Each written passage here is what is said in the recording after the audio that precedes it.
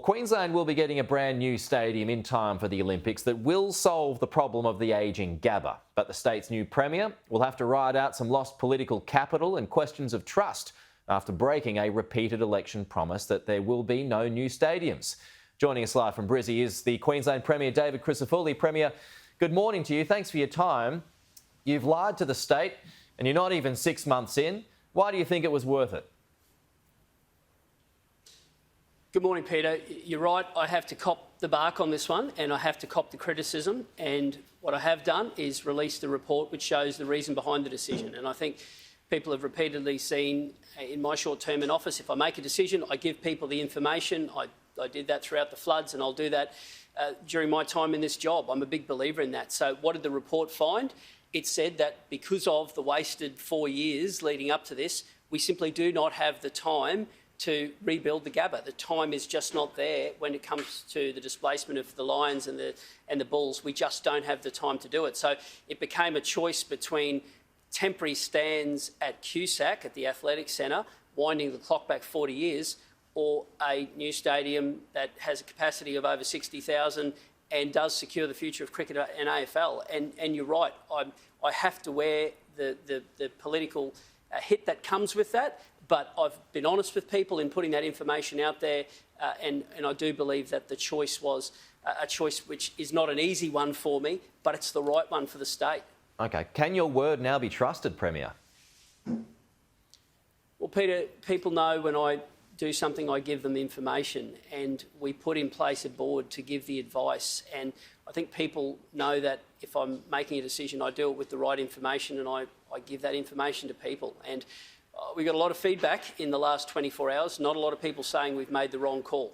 The vast majority saying thank you for not going down that other path, because we would have been an embarrassment. And the truth is, we've done the work, we got the plan, now we've just got to get on with it. And overwhelmingly, it's a plan that does deliver generational infrastructure. Regional Queensland gets an opportunity to shine on the world stage. We're going to have some great new facilities, but more than that, it's about generational infrastructure, road and rail, a 20-year tourism plan, the Bruce Highway to connect venues right up and down the coast, kids in Western Queensland benefiting from upgraded grassroots sports facilities.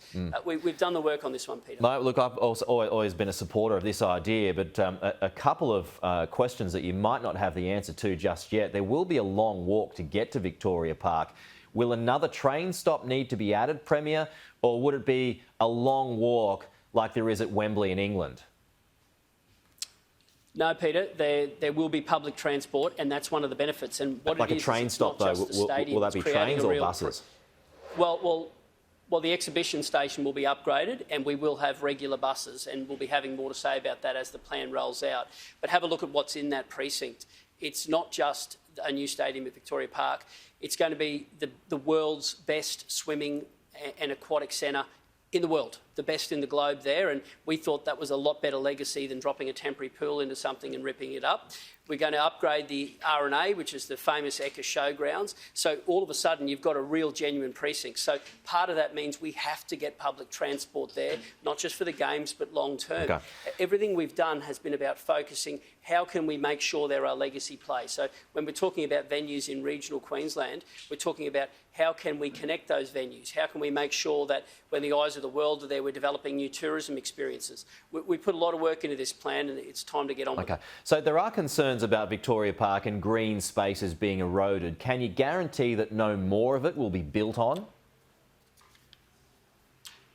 Peter, the vast majority of Victoria Park will remain a park.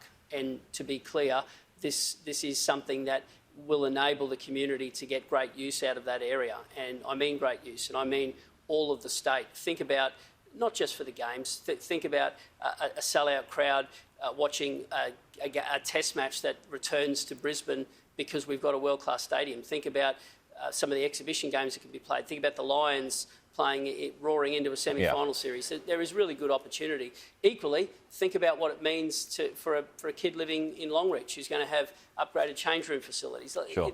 There is something in this for the sporting legacy, but there's also something in it for the regional infrastructure legacy. And that's why your question about transport is a very good one, and why we are determined to make sure that people right across the state have better connectivity. OK, just 15 seconds left, but when do shovels start, Premier? Really soon, Peter, and we had all the mayors there yesterday. They are lining up to get shovels in the ground for their facilities, and I can assure you it will all be built on time and, more importantly, on budget as well. All right, David Crisafulli, thanks for your time. Appreciate it. Chat again soon.